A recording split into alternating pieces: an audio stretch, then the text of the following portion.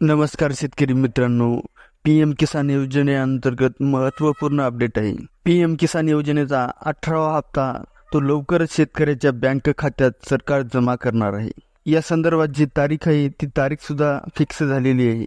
PM किसान योजनेअंतर्गत 18वा हप्ता ही 2,000 रुपयाचा हप्ता शेतकऱ्याच्या बँक खात्यामध्ये जमा होईल आणि हाच 18वा हप्ता तुम्हाला 5 ऑक्टोबर 2024 रोजी मिळणार आहे.